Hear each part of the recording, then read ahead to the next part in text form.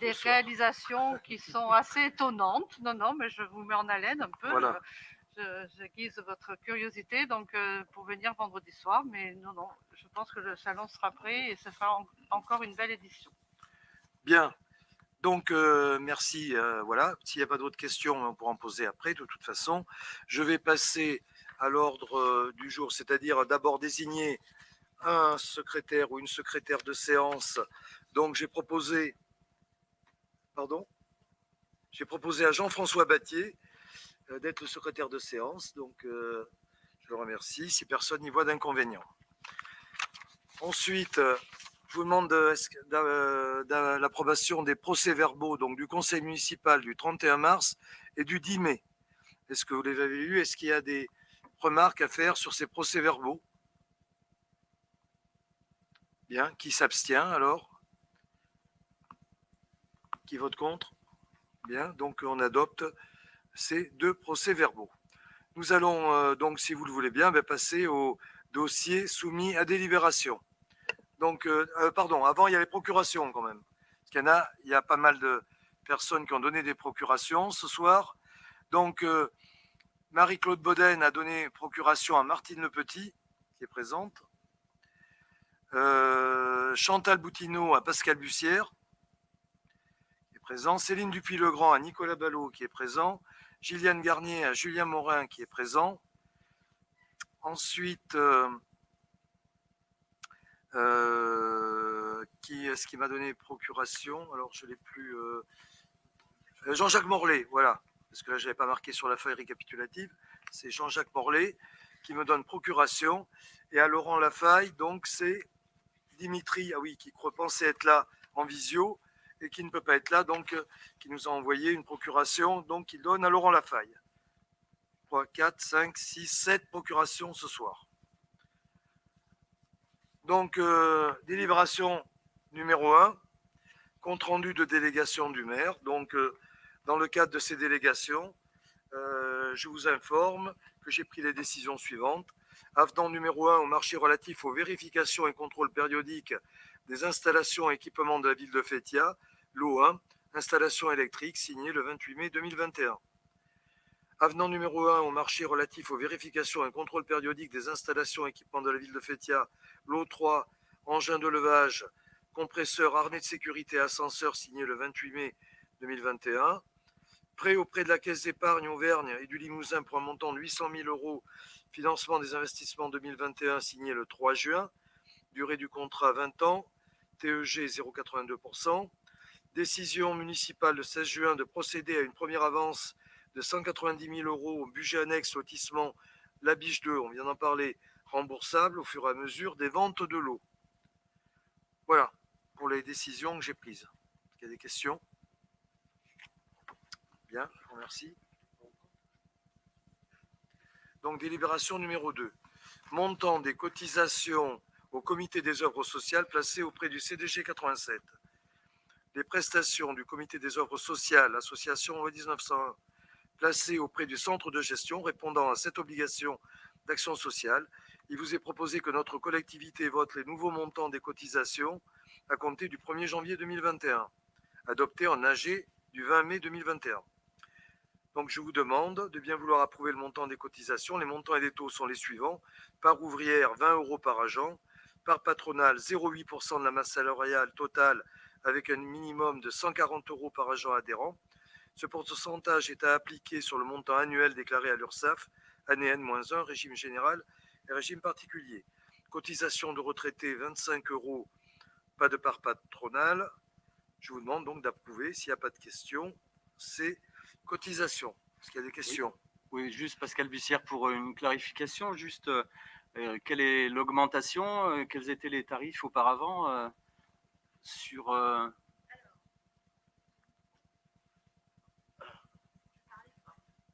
Oui, Alors avant, on était sur une cotisation ouvrière qui était de 18 euros par une part patronale qui était de 0,6% de la masse salariale avec un minimum de 120 euros par agent. Ensuite, le coût pour la commune en 2019 a été donc pour la part ouvrière de 1 260 euros la part ouvrière Il y avait 70 adhérents, ce qui représentait 11 509,06 € pour la part patronale. 2020, on était un peu en baisse, à 1 206 € la part ouvrière, puisqu'on a eu une baisse de nos adhérents, 67 adhérents au lieu de 70, et donc une part patronale qui représentait 11 071,92 €. Et là, pour la commune, là, en 2021, donc on a 73 adhérents, donc part ouvrière 1 460 € et la part patronale s'élève à 15 480,92 €. Voilà. D'autres questions? Bien. Qui est-ce qui s'abstient sur cette proposition? Qui est-ce qui s'oppose? Merci. Alors, délibération numéro 3, modification des statuts de Limoges Métropole, gestion des abribus. Le 11 mai 2021, le Conseil communautaire de Limoges Métropole a validé la modification apportée à l'article 5.2, compétences facultatives des statuts de Limoges Métropole, afin d'ajouter la compétence fourniture, pose et entretien des abribus voyageurs, y compris les abribus nécessaires au transport d'élèves à l'intérieur du périmètre du transport urbain. En application de l'article 52.11.17 du Code général des collectivités territoriales, le transfert est décidé par délibération concordante de l'organe délibérant et des conseils municipaux, se prononçant dans les conditions de majorité requises pour la création de l'EPCI. Donc je vous demande au conseil municipal de bien vouloir se prononcer sur cette modification des statuts. Donc c'est un transfert, donc d'ajouter la compétence fourniture, pose et entretien des abribus voyageurs, ce qui est logique. Est-ce qu'il y a des questions? Est-ce que quelqu'un s'oppose à cet ajout de compétences à la communauté urbaine? Est-ce qu'il y a des gens qui s'abstiennent? Bien, merci.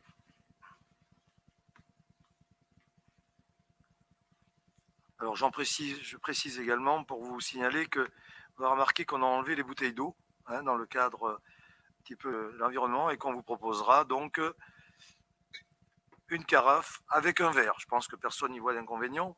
Voilà. C'était pas quelque chose d'important, mais c'était à signaler. Donc, projet numéro 4, cession du bail de la société VMG à la société Valoine 7. Je passe la parole à M. Rousseau. Ouais, je vais le lire informatiquement. Ah, tu l'as pas, mais tiens. Ça va? Non, mais c'est bon, je vais le lire là. Ouais.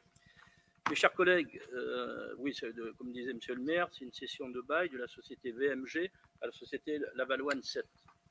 Donc le territoire, pour vous le repériez, c'est aujourd'hui la quincaillerie Portalet et les boulots entre Portalet et le Provençal, pour vous situer le territoire. Donc je vous informe que cette société VMG, représentée par M. De Rouvray, cède son bail à la société Valoine 7, représentée par M. Moscalic. Que dans les termes de l'acte de bail cédé, il est indiqué que le preneur, s'il cède ses droits, devra préalablement obtenir l'accord du conseil municipal de Fétia. C'est pour ça qu'on évoque cette question ce soir. Le projet de la Valoine 7 nécessite que soit constituée une servitude sur la parcelle voisine cadastrée BD numéro 288 pour passer les canalisations et permettre le raccordement au tout à l'égout. Cette parcelle, qui appartient à la commune de Fétia, est actuellement sous le bail au profit de la SCI Belmar. La société SCI Belmar, c'est le Provençal et l'hôtel qui est à côté. La servitude est nécessaire car la commune souhaite que l'évacuation des eaux usées soit raccordée sur le chemin de l'ancien aéroport. On le souhaitait et puis il n'y avait pas d'autres solutions. Donc voilà, donc, ce qu'on vous demande ce soir, c'est de bien vouloir donner votre accord à la cession du droit au bail par la société VMG à la société Valoine 7, d'autoriser la dispense de signification en application de l'article 1690 du Code civil, d'autoriser la constitution de servitude de passage de canalisation telle qu'évoquée ci-dessus. Donner, bien sûr, au maire, M. Chassin, toutes les autorisations aux faits envisagés en tant que représentant de la commune et signataire des actes. Voilà. Bien. Est-ce qu'il y a des questions? Oui, vas-y. Sur oui. Pour savoir ce que fait la société Valoine 7, C'est une SCI ou qui aurait pu s'appeler Valoine 6. C'est les sociétés qui investissent. Qui va, alors, explique ce qu'elle veut faire, la société Valoine 7. Ah oui, C'est ce qu'elle avait demandé. alors la société donc du coup a tout racheté, vous avez bien compris, tout le droit au bail. Donc Portalet bien sûr va rester en tant que sous-locataire. Et comme si vous y passez là-bas, vous avez vu qu'il y a un joli panneau Kiloutou. Ici, il y a la société de location Kiloutou qui va s'installer. Voilà, parce que Portalet, effectivement, et ce terrain appartient à la mairie de Fétia, qui avait un bail avec Monsieur de Rouvray, Voilà. qui depuis longtemps ne faisait rien sur cette parcelle, ce qui était très ennuyeux parce que c'est voilà, c'est de la place perdue pour l'économie, etc. Donc finalement, on l'avait contacté, jamais il avait voulu nous rendre cette parcelle, puis finalement, là, il nous la rend. Oui, les événements ont fait que... Voilà. Donc, c'est une entreprise de plus sur la commune, c'est des emplois en plus, ça va être des travaux en plus pour nos entreprises. Donc voilà, donc on remplit. Là, c'était une des dernières dents creuses qui était bloquée, enfin voilà, dans ce secteur. Et donc voilà, moi je me réjouis en tout cas que aujourd'hui cette situation évolue favorablement. Alors c'est ça, la vie d'élu. Vous passez 5 ans à essayer de faire évoluer un dossier. 5 ans quand tout va bien. Oui, il n'évolue pas, puis d'un seul coup, la situation se débloque. Bon, c'est la vie des hommes et des femmes, voilà, qui font leurs affaires et qui évoluent au gré de plein d'événements qui arrivent. Donc voilà, donc on se retrouve donc avec une entreprise de plus qui devrait commencer les travaux dès qu'on a fini sur le plan administratif et notarial. Aujourd'hui, notarial parce que ça prend du temps. Voilà. Bien, qu'est-ce qui s'oppose à cette cession de bail? Qui est-ce qui s'abstient? Bien, parfait. Ensuite, alors là, donc c'est projet de délibération qui concerne ce que je disais tout à l'heure, cession du terrain, la biche 2 à l'ODAC. Donc c'est pour entériner administrativement la livraison donc du lotissement. Je rappelle que la mairie de Fétia avait sollicité l'ODAC afin de réaliser une extension au lotissement La Biche pour qu'il soit réalisé 14 lots destinés à des logements locatifs, PLUS et PLAI, 14 lots destinés à des logements en accession à la propriété, PSLA, 8 lots destinés à être commercialisés par la mairie. Je précise que la réalisation par l'aménageur de cette extension dite La Biche 2 est conditionnée par l'engagement de la commune à céder à l'aménageur à l'euro symbolique le terrain nécessaire au projet de construction de 18 logements. En contrepartie, l'ODAC s'est engagé à réaliser la viabilisation des 8 parcelles destinées à être commercialisées par la mairie de Fétia d'une surface totale de 7 438 m² dans le cadre d'une mission de maîtrise d'ouvrage déléguée sous forme de mandat public. Le terrain cédé se situant sur les parcelles AL 89, 91, 92, 121, plateau du Puy-Maro à Fétia, correspondant aux 14 lots destinés à la location, aux 4 lots destinés à l'accession, représente une surface totale de 8 880 m², hors voirie et espace vert supplémentaire. Le détail des parcelles à céder est annexé à la présente délibération. Voilà, j'ai de céder puisque le terrain était encore à nous. Voilà, la partie. Est-ce qu'il y a des questions? Qui est-ce qui s'oppose à cette session? Qui est-ce qui s'abstient? Je vous remercie.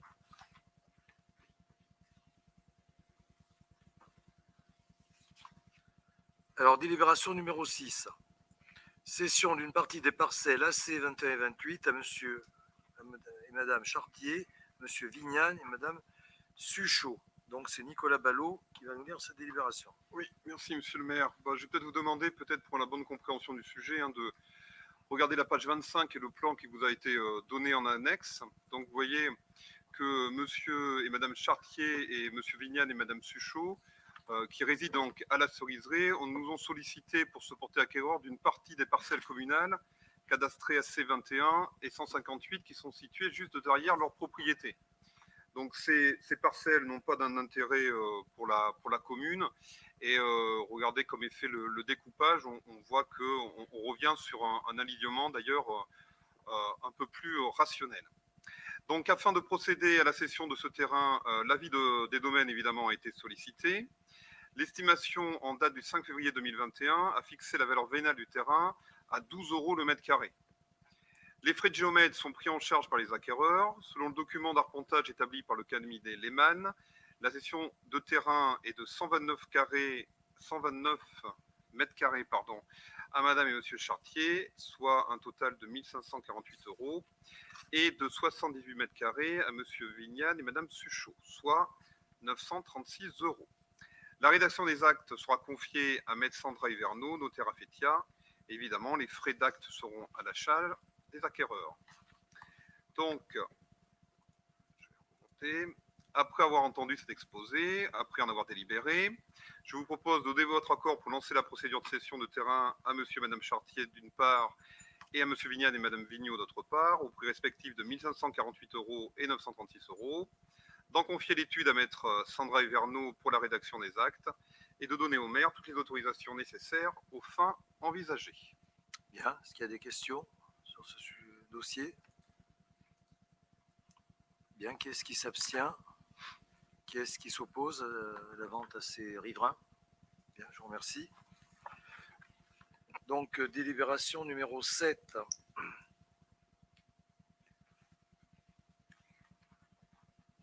Donc, je rappelle aux membres du conseil municipal qu'en date du 22 avril 2003, la commune de Fétia et SFR ont conclu une convention de mise à disposition de terrain au complexe sportif L'Accord, la parcelle AH 16. Depuis 2018, SFR a apporté à la société Ivory son parc d'infrastructures passives, d'antennes de réseau mobile national et des titres immobiliers, baux et conventions d'occupation attachées. La société Ivory a sollicité la commune afin de modifier la durée de la convention pour prolonger la durée d'occupation des lieux après 2024. Après avoir entendu donc cet exposé, je vous propose donc de m'autoriser à signer l'avenant numéro 2 à la convention du 22 avril 2003 avec la société Ivory. Est-ce qu'il y a des questions? Oui. Oui, je crois que nous voyons tous où sont situées ces deux antennes relais. Alors là, on parle d'une seule antenne relais, une des deux antennes relais, Oui. les fameux poteaux verts et gris qui sont situés au bord du stade Pierre-Lacor. Simplement, moi, je voulais attirer votre attention sur un sujet qui est devenu un sujet qui prend de plus en plus d'ampleur. On le sait, il s'agit des effets des ondes électromagnétiques, des effets sanitaires. Moi, je pense que la configuration, alors elle est ce qu'elle est, mais ces installations qui sont situées en bordure de terrain ou les terrains d'entraînement de l'école de foot, où les enfants viennent s'entraîner.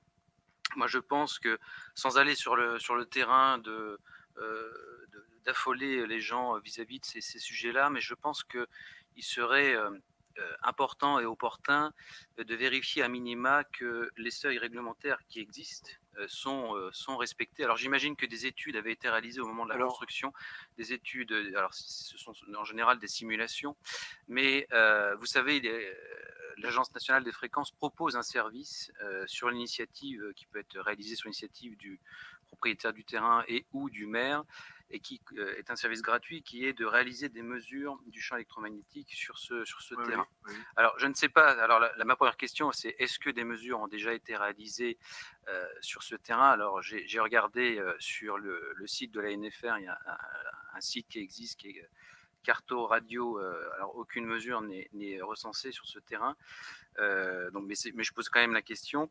Et le deuxième aspect, c'est moi je souhaite proposer que la délibération soit complétée d'une phrase qui consisterait à dire que nous autorisons Monsieur le maire à solliciter la réalisation d'une mesure des ondes électromagnétiques sur le terrain afin de vérifier que le seuil réglementaire est bien respecté. Je pense que c'est le minimum que l'on doit à nos enfants et aux parents des enfants qui mettent les enfants sur ce terrain et qui sont exposés à ces installations, même si, voilà, très honnêtement, vous savez, j'ai une formation scientifique et j'ai peu de doutes sur les valeurs qu'on pourrait atteindre, mais je pense que c'est important de pouvoir à un moment ou à un autre justifier qu'on a bien réalisé des mesures et qu'on puisse rassurer, le cas échéant, les parents et les enfants. Oui. Merci. Donc effectivement, c'est une bonne question. Alors, des mesures, j'en reçois de la demande des riverains régulièrement. Donc, vous savez qu'un riverain peut demander, et donc j'en ai dû en signer 2 ou 3, et les résultats sont revenus. D'ailleurs, on ne l'a pas mis sur le site de la mairie, non? J'avais demandé. on a reçu dernièrement, on pourra vous communiquer, on a reçu des relevés de mesures qui montrent qu'on est très très en dessous, quoi. Enfin, c'est infime par rapport à la dépensement de la norme. Enfin, c'est pas moi qui le dis, hein, c'est bien sûr les mesures. Donc ça a été fait plusieurs fois à la demande de riverains. Ensuite, sur le terrain lui-même, alors je sais pas, je suis pas non plus, j'ai pas été vérifier les spectres d'émissions, mais enfin en tout cas, on me dit que sur le terrain, en fait, ils sont tellement près du poteau qu'en fait, ils sont pas touchés par l'émission des fréquences. Alors après, je ne sais pas sur quel, je n'ai pas la vision du schéma des ondes telles qu'elles partent, mais voilà. Après, on peut redemander un contrôle, hein. Mais bon, voilà ce qu'on m'avait répondu quand j'ai voulu le demander, en me disant qu'effectivement, quand on est sous le pylône, en fait, il y a une couverture en parapluie qui fait que là, c'est plutôt les riverains en face qui sont les premiers touchés. Voilà ce qu'on m'avait répondu. Oui, alors effectivement, je sais qu'une mesure a été faite d'ailleurs très récemment en 2020, allée du Poitou. Alors c'est à 250 mètres à vol d'oiseau. Ouais. Bon, le problème, c'est qu'on est alors sur des configurations un peu différentes, qu'on a fait une mesure intérieure, donc il y a forcément le bâtiment qui fait barrière, hein, qui fait écran. Et deuxièmement, vous savez, les champs électromagnétiques, champs électriques et champs magnétiques, ont une dégressivité qui est proportionnelle au carré de la distance. Donc, c'est-à-dire que si on fait à 200 mètres, ça ne représente pas du tout la mesure qu'on pourrait faire à 10 mètres. Hein. Donc, c'est pour ça que c'est pas forcément représentatif. Les mesures qui ont été faites à 200 mètres sont pas forcément représentatives. Et je suis d'accord. Peut-être que en plus le champ qui est produit n'est peut-être pas homogène, mais je pense que ça peut être intéressant dès lors que c'est gratuit, simplement sur demande du maire, de simplement le demander. Ça se fera peut-être dans plusieurs mois, mais je pense que c'est bien, c'est un bon signal de vérifier le respect des seuils qui existent. Oui, tout à fait. Voilà. Donc, quelqu'un, oui. Je pense que ça peut être une bonne idée, mais c'est vrai que sur ces questions-là, on est confronté un peu à la schizophrénie de nos concitoyens. C'est-à-dire que personne ne veut d'antenne relais.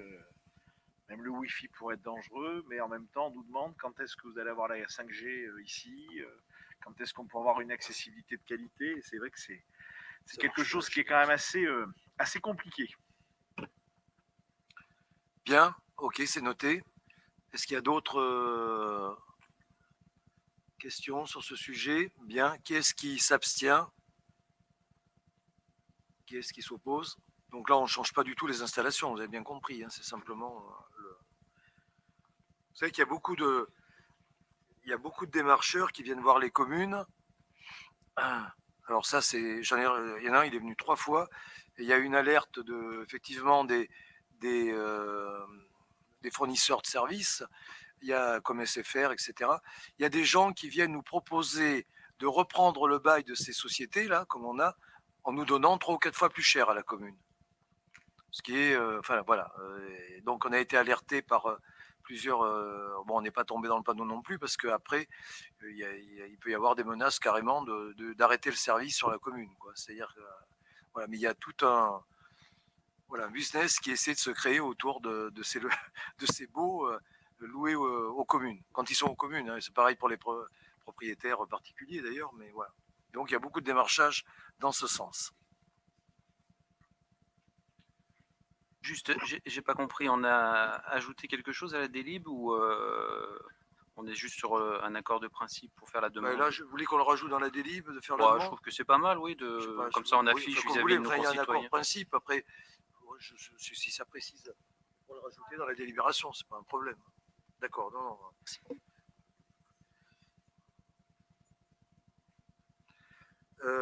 Donc là, délibération numéro 8, requalification d'un raccordement exclusif en équipement public par Nicolas Ballot.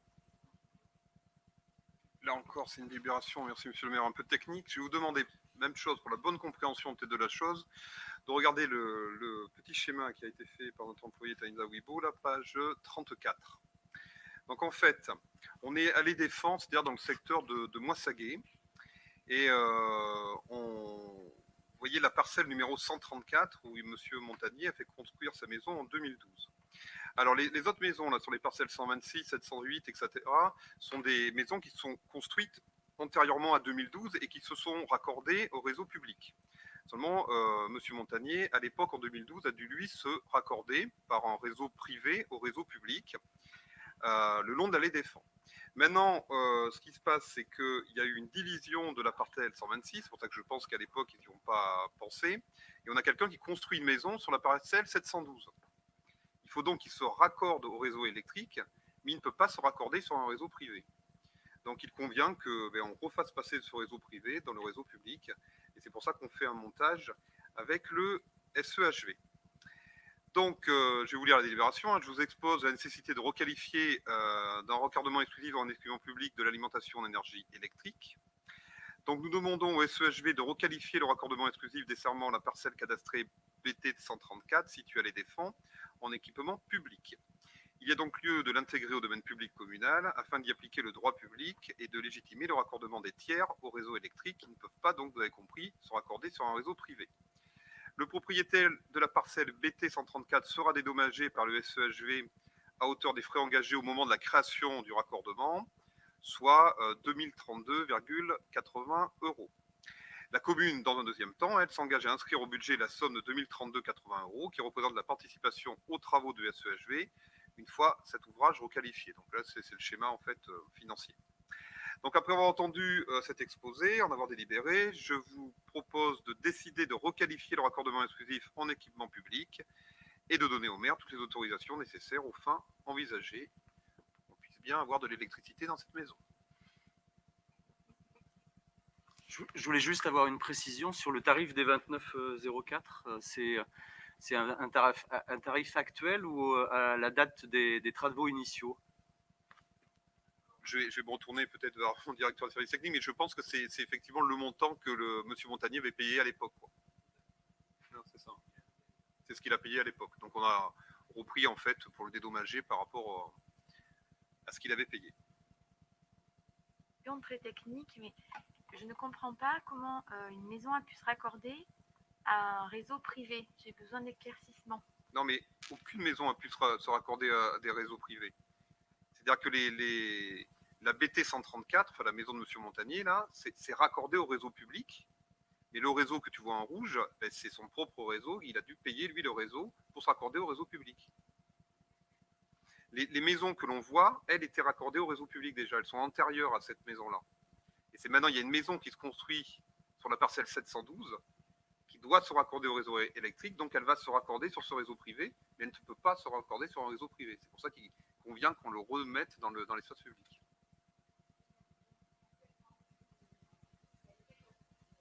C'est ça. C'est exactement ça. Et c'est l'histoire classique, qui c'est qui commence. Enfin voilà, il y a toujours un qui arrive avant l'autre et l'autre qui arrive après. Donc c'est vrai que quand on a...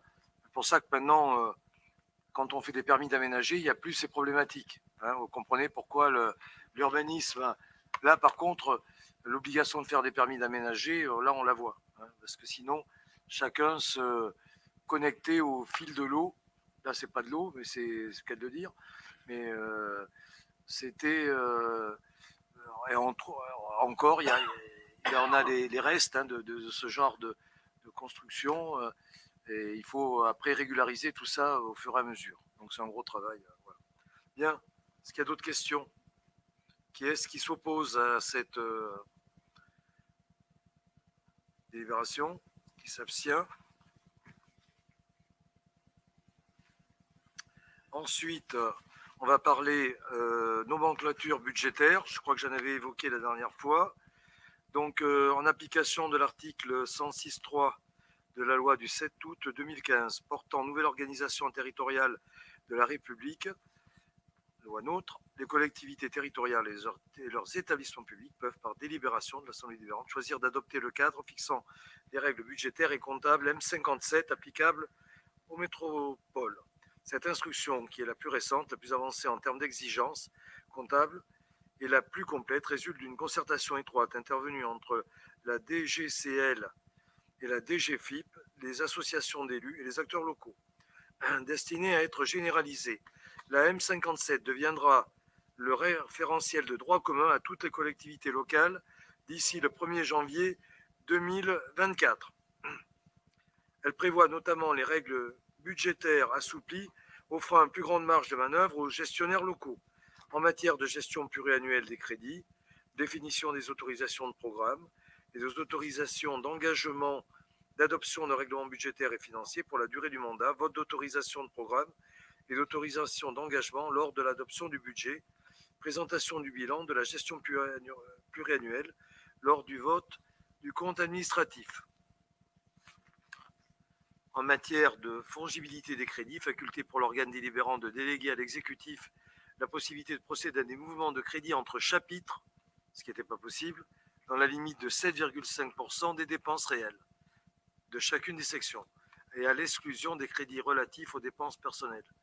En matière de gestion des crédits pour dépenses imprévues, vote par l'organe délibérant d'autorisation de programme et d'autorisation d'engagement de dépenses imprévues dans la limite de 2% des dépenses réelles de chacune des sections. À l'initiative du trésorier de Limoges-Banlieue et Amende, la commune de Fétia a été fléchée pour adopter avant 2024 la nomenclature M57 au 1er janvier 2022, les prérequis nécessaires au niveau comptable étant favorables à cette évolution. Elle bénéficiera dans le cadre de cette anticipation, évidemment, d'un accompagnement personnalisé de la DDFIP. Compte tenu de ce contexte réglementaire et de l'optimisation de la gestion qu'introduit cette nouvelle comptabilité, il vous est proposé d'adopter la mise en place de la nomenclature budgétaire et comptable M57 pour le budget principal et les budgets annexes à compter du 1er janvier 2022. Donc voilà. Est-ce qu'il y a des questions posées là-dessus? On serait pilote, quoi, en gros. C'est ça? Est-ce qu'il y a beaucoup d'autres communes pilotes? 4 communes. Bon. Écoutez, est-ce que vous êtes d'accord pour essuyer les plâtres, en gros? C'est parce que derrière, il y a du travail quand même. Bien. Pas d'opposition, pas d'abstention. Bon, écoutez, on essaiera. Alors, c'est vrai que c'est très technique, mais ça va changer effectivement en termes, pour nos services comptables, beaucoup de choses, se refaire à un autre référentiel. Donc, nous serons gérés à partir de l'année prochaine par la M57 au lieu de la M14. Bien. Donc là, l'association des conciliateurs de justice du Limousin. Alors, on a vu qu'on avait fait une première délibération sur les subventions accordées aux associations.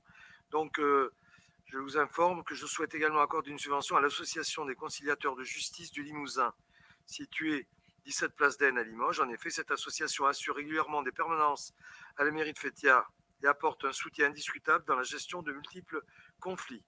Je propose de porter à 200 € le montant de la subvention 2021 accordée à l'association, puisque la personne qui vient est bénévole, je le précise, et qu'elle passe beaucoup de temps à régler ce que moi je ne peux pas régler souvent, des conflits entre voisins, et plutôt que ça aille au tribunal ou que ça engorge les tribunaux, il y a un très bon travail efficace d'approche qui est fait préalablement à des actions un petit peu plus poussées. Voilà, donc c'est un nombre incalculable de gens qui viennent voir. Voilà, donc est-ce que vous non, donc s'il y a des questions d'ailleurs, voilà. Je voulais juste savoir, c'est la première fois que vous donnez une subvention sur cette association? Non, on l'a déjà donné. D'accord, ok. Voilà. Deuxième fois? Troisième, je crois. Troisième fois. Mais en fait, il n'est pas là depuis toujours. Il est apparu, et puis, il y a quoi? Il y a 7-8 ans, et puis après, ils nous ont demandé une subvention pour l'association. Voilà. Et il nous fait un compte-rendu, oui, souvent, voilà. Donc, si vous avez des fois, ou si vous entendez quelqu'un qui a des conflits avec un voisin qui ne semble pas réglable, pas à l'amiable, on va dire, donc vous pouvez toujours prendre rendez-vous à la mairie avec le conciliateur de justice qui étudie. Bon, je ne dis pas que c'est facile pour lui, mais il arrive à calmer les esprits. Notamment, là, j'ai envoyé plusieurs personnes dans le cadre du confinement. Ça a été très chaud dans certains quartiers, notamment avec les chiens qui aboient. Parce que les gens avant, ils travaillaient, donc le chien aboyait, ça ne gênait personne. Sauf que quand vous êtes chez vous toute la journée, là, ça change votre vie. Donc, on a beau répéter aux gens qui ont des chiens de mettre des colliers anti-aboiement, etc. Donc là, il y avait un cas assez lourd, où vraiment, là, on arrivait presque à des coups, quoi, je vais dire. Enfin, il faut dire ce qui est. Et donc, le conciliateur a pu calmer les esprits. Peut-être pas régler définitivement le problème, en tout cas, dans un premier temps, voilà. Je vous remercie. Tarif public. Alors, donc concernant les locations de salles hors espace Georges Brassens, il est indiqué que les membres du conseil municipal souhaitent maintenir les dispositions appliquées à partir de 2005 pour le calcul des tarifs publics, à savoir application du double des tarifs communes aux utilisateurs des services qui ne sont pas domiciliés sur la commune ou qui ne travaillent pas sur la commune. Toutefois, cette disposition n'est pas appliquée systématiquement en raison du fonctionnement spécifique de certains services. En tout état de cause, le tarif applicable est celui fixé par délibération des tarifs publics. Concernant la location de l'espace Georges Brassens, pour les associations de la commune, la location des salles et la mise à disposition des matériels sont gratuites pour 2 manifestations dans l'année sur l'avis du maire. Pour le FCL, compte tenu du nombre de sections, les demandes au-delà des 2 annuelles seront étudiées au cas par cas. Les associations caritatives et les partenaires, sous réserve d'une convention de partenariat, bénéficient d'un tarif préférentiel par rapport aux preneurs auxquels s'appliquent les tarifs pleins. Les prestations exceptionnelles qui pourraient être demandées seront facturées au prix coûtant, incluant les frais de gestion. En ce qui concerne les prestations techniques, son éclairage, l'utilisation éventuelle des matériels par l'organisateur de la manifestation doit obligatoirement être effectuée par un professionnel. Chaque preneur devra nettoyer la salle à l'issue de la manifestation. Si ce n'est pas le cas, un tarif forfaitaire ménage sera facturé. Les cautions sont déterminées dans la grille tarifaire, que je ne vais pas relire, suivante, bon, qui n'a pas bougé là. On est resté sur les mêmes tarifs. Est-ce qu'il y a des questions? Bon, écoutez, est-ce qu'il y a des gens qui s'opposent au maintien des tarifs publics, qui s'abstiennent? Je vous remercie. Donc on les fait assez tôt, c'est pour l'année prochaine, là. Enfin même le 30 juin, oui, c'est pour l'année prochaine, parce qu'il y a des gens qui réservent pour les... Déjà, donc il vaut mieux qu'ils sachent le tarif. Monsieur Lafaille, pareil pour le restaurant scolaire. Oui, monsieur le maire et mes chers collègues, dans la lignée de la précédente délibération, celle-ci concerne donc les tarifs publics pour le restaurant scolaire. Donc à retenir, pas d'évolution donc au niveau des tarifs. Hein. Vous avez certainement dû prendre connaissance donc de la grille qui est jointe donc en annexe, qui conserve le principe effectivement d'un double tarif, notamment pour les gens qui habitent, qui sont hors commune. Pour rappel, hein, les gens par contre, les enfants dont au moins un des 2 parents travaillent sur la commune bénéficient du tarif commune, ainsi que les élèves qui sont scolarisés au niveau de l'ULIS, puisque vous n'avez pas des ULIS dans chaque école. Donc ceux qui sont affectés ici l'ont été par l'éducation nationale, et c'est aussi un signal qu'on leur envoie de longue date. Donc à retenir, des tarifs inchangés. Il y a toujours une grande maîtrise des tarifs hein, au niveau du restaurant, alors même que ça fait maintenant plusieurs mois, et on essaiera de fêter un peu ça demain, que le restaurant scolaire, donc dans la lignée hein, de tout ce qui est engagé depuis plusieurs années, donc a obtenu les 3 carottes du label donc EcoCert, et nous sommes donc à plus de 60% d'utilisation de produits bio sur le restaurant scolaire, donc quelque chose qui a été certifié, vérifié, et également à 80% donc de produits travaillés d'après donc des matériaux bruts. Donc on a quasiment éradiqué tout achat de produits transformés, et on essaie de continuer là-dessus avec le potager municipal. Mais bref, on aura l'occasion d'en reparler. Je vous remercie. Bien. Est-ce qu'il y a des questions? Une petite remarque, il faudrait modifier dans la délibération, il y a encore écrit la CLIS. Alors, ouais, voilà. je vais faire le truc du prof, c'était pour voir si tu suivais.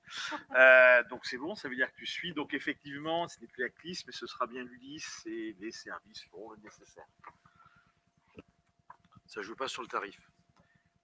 Mais tu fais bien de le préciser. Est-ce qu'il y a des personnes qui sont contre ce tarif public du restaurant scolaire, ce maintien des tarifs, qui s'abstiennent? Je vous remercie. Pareil, tarif public, cette fois, Catherine Goudou. Alors moi, je vous présente le projet des tarifs publics applicables au 1er septembre 2021 pour l'accueil de loisirs. Donc, pareil, la grille tarifaire conserve le principe d'une application du double des tarifs communes aux utilisateurs des services qui ne sont pas domiciliés sur la commune ou qui ne travaillent pas sur la commune. Le tarif commune s'applique aux enfants fréquentant l'ULIS uniquement pour les mercredis après-midi en période scolaire. Le tarif commune s'appliquera aussi aux enfants n'habitant pas Fétia mais qui ont des grands-parents domiciliés sur la commune. Bon, là, jusque-là, il n'y a rien de changé. La nouvelle grille tarifaire présente un tarif dégressif en fonction de la composition familiale, c'est-à-dire du nombre d'enfants à charge et du revenu imposable. La feuille d'imposition faisant foi pour les deux critères. Alors, une petite explication. Actuellement, on compte par rapport aux enfants de la famille, le premier enfant, le deuxième enfant, le troisième enfant et plus fréquentant l'accueil de loisirs.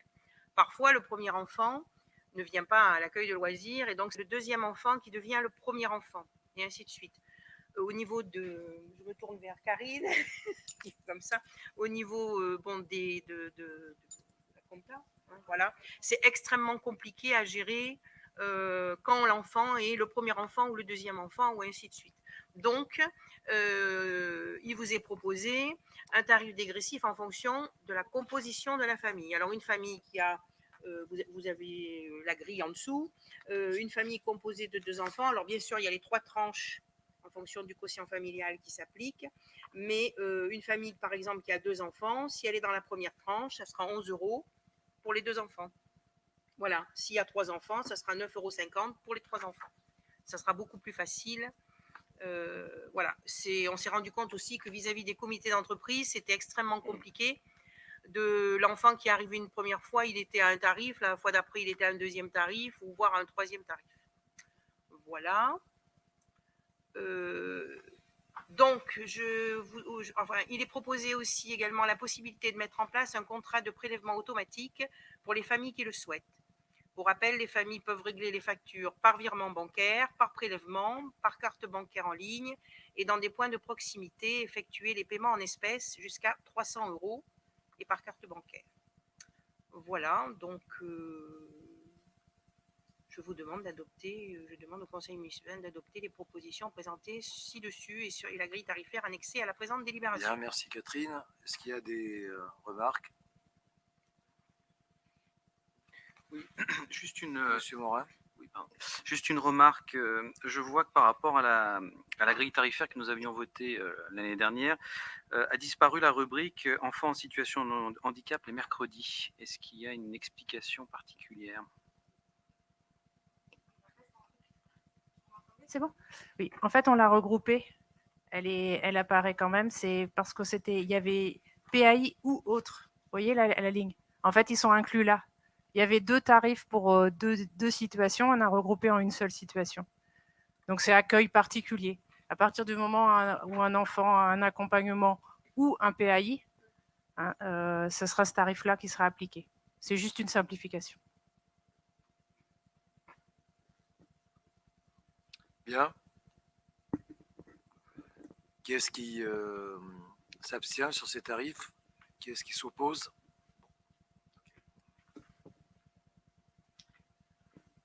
Donc, délibération numéro 14. Je passe la parole à Laurent Lafaille pour parler du plan de relance. Oui, monsieur le maire, mes chers collègues.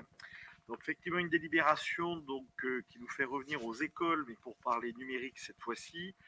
Donc, la commune a déposé un projet au titre de l'appel, dans le cadre de France Relance, de l'appel à projet pour un socle numérique dans les écoles élémentaires.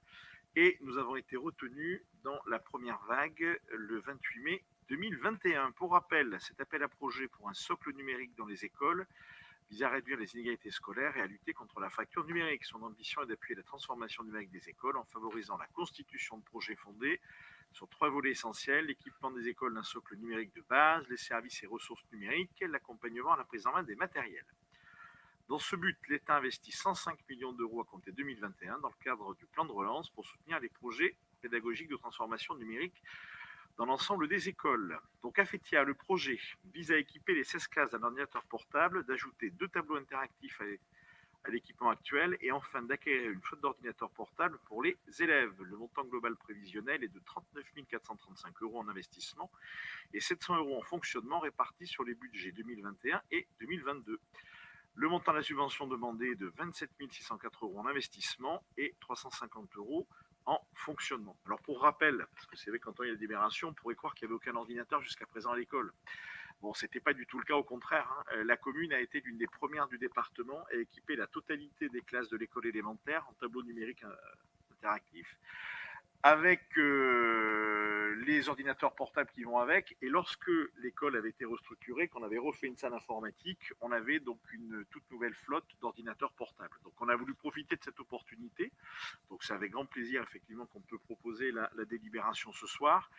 Et sachant que les ordinateurs qui vont être retirés de l'école élémentaire seront donc recyclés, qu'une certaine partie donc ira notamment du côté de l'école maternelle. Voilà, donc c'est une bonne nouvelle pour nos petits, pour surtout continuer à avoir en fait du matériel à niveau, sachant que j'insiste, on était déjà très bien équipés. Merci. Bien, merci. Est-ce qu'il y a des questions? Merci en tout cas aux services qui ont travaillé pour avoir cette subvention, parce que c'est pas facile de constituer des dossiers et il y a eu beaucoup de travail et voilà le résultat. Qui est-ce qui s'oppose à cette délibération? Je ne pense pas. Qui est-ce qui s'abstient? Merci.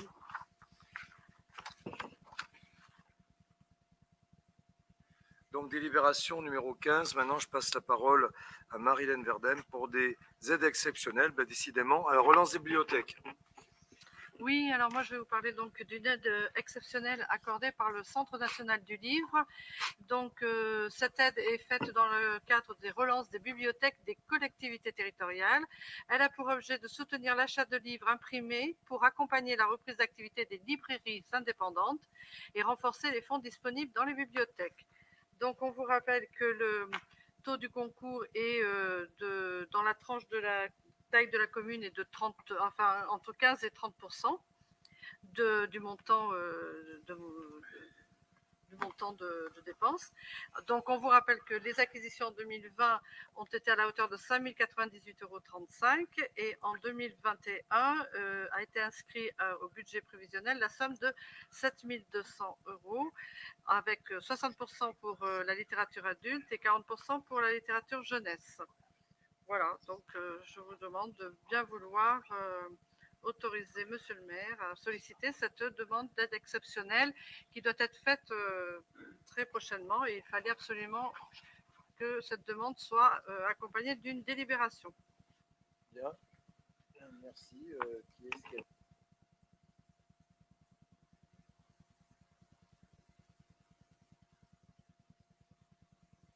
Je vous remercie. Délibération numéro 16 maintenant. Alors, virement de crédit numéro 2.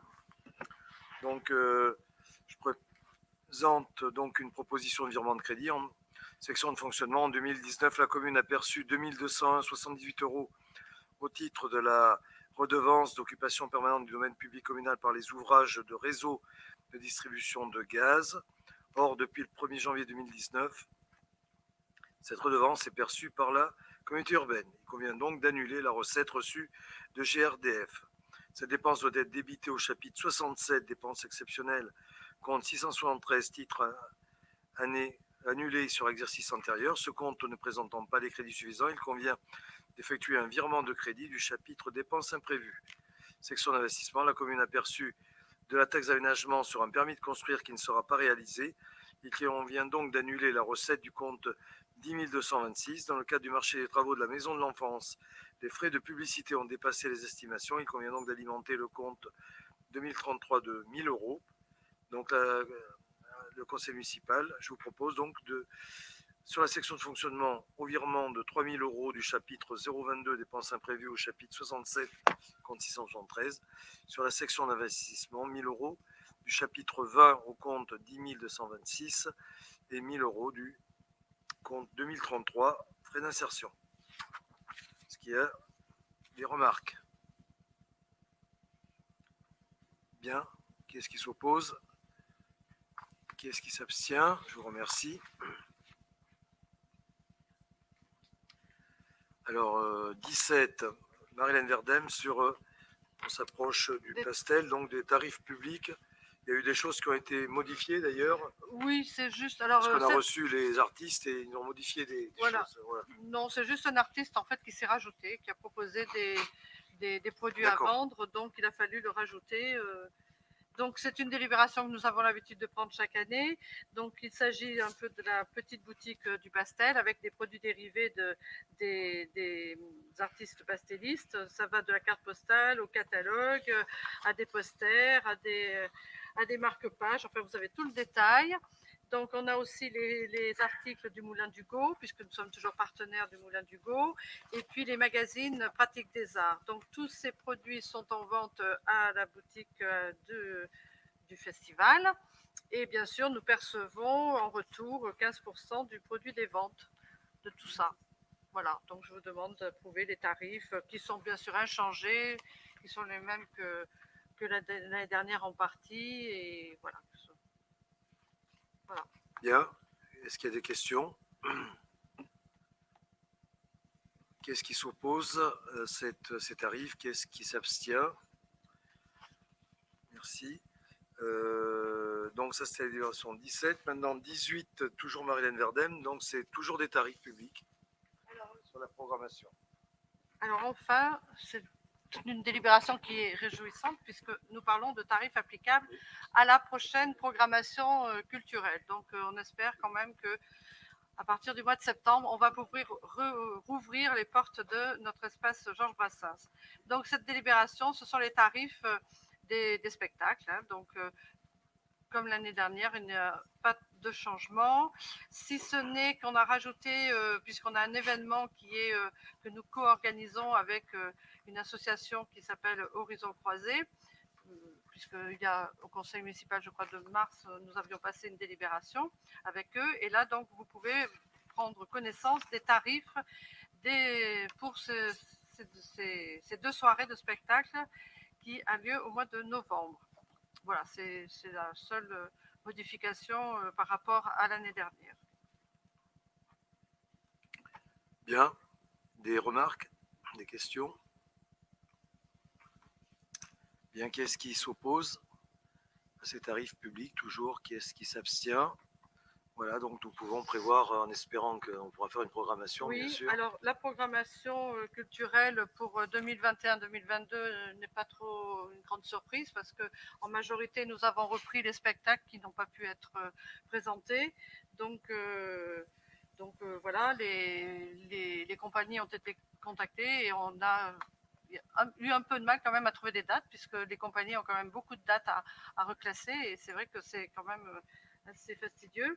Il n'y a qu'un seul spectacle qui sera nouveau, c'était celui de la soirée d'ouverture, puisque c'est la seule soirée que nous avions pu faire. Donc il a fallu trouver une autre compagnie. Et donc là, cette année, ce sera un peu une comédie, une petite opérette, on va dire, par des jeunes artistes de Limoges. Donc c'est tout à fait local. Donc nous aurons le plaisir de les accueillir. Moi, j'ai vu le spectacle, j'ai trouvé qu'il était très, très festif, très joyeux, très enlevé. Donc, j'espère qu'on vous y verra tous. Merci. Bien, merci Marilène. Donc voilà, l'ordre du jour de ce conseil municipal est épuisé. Je vous remercie donc de votre participation et des échanges que nous avons eus, voilà, pour continuer à faire avancer les services que nous proposons à nos concitoyens et on va mettre en œuvre toutes ces délibérations pour certaines dès demain. Voilà, merci.